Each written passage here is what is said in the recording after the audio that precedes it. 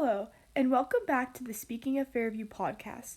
This is Anna Januso here to share with you what's up with the Tigers today as they focus on academics, athletics, and the arts. On today's episode, I will be giving advice on preparing for college and actually applying to college. Please take this advice with a grain of salt, as this is my own personal opinion based on my own experiences.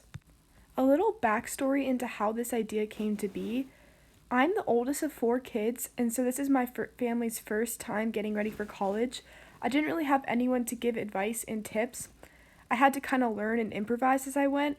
So today I thought I would share my recommendations for essentially getting the most out of your high school career and helping to get ready for college. First and foremost, my piece of advice is to get involved in your school. That doesn't necessarily mean you have to join a ton of different sports teams and clubs. Rather, choose to join activities that interest you.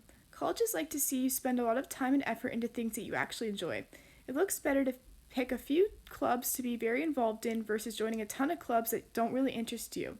I think it's important to join clubs and sports that you are passionate about.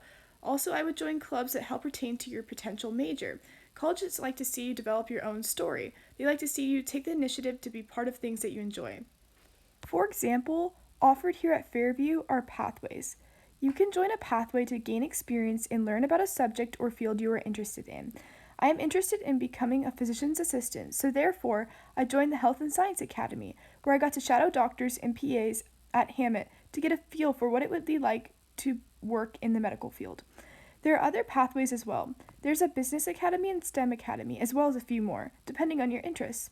A pathway can give you hands-on real experience in a career that you are interested in. My second point that I already kind of mentioned would be to build your story. If possible, have some of your interests, extracurricular activities, and classes kind of tied together. I'm using my own story just as an example. Although I'm not 100% sure that I'm going to be involved in the medical field, I knew I was interested in science and English. Therefore, I took classes that challenged me in both of those subjects. I took advantage of the opportunity to tour doctors, nurses, and PAs. Also, my job includes working with plants, so I'm learning a little bit about the biology of plants. Not everything that I've done pertains to my academic interests, but I don't think it hurts to have a few of your activities relate to your potential major. And don't worry, just because you get involved in a certain pathway or major doesn't mean that you have to stay with it. Point 3.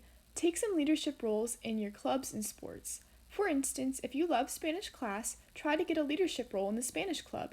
Or, if you love math, consider tutoring someone in it. Being a leader in an activity or club can teach you how to work well with others, keep organized, and to make good decisions. My fourth piece of advice is kind of targeted at the juniors. It is important to ask for your letters of recommendation for college from teachers as early as possible. Many people end up applying early action where your applications are due sometime in the fall and you get decisions back between December and February.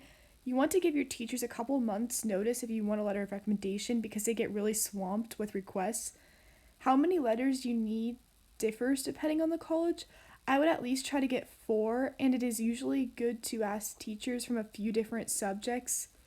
Tip number 5 goes along with the previous tip. Make sure that you fill out the FAFSA free application for federal student aid because most schools require it to be completed. This takes some time, so try to fill it out in enough time before the deadline.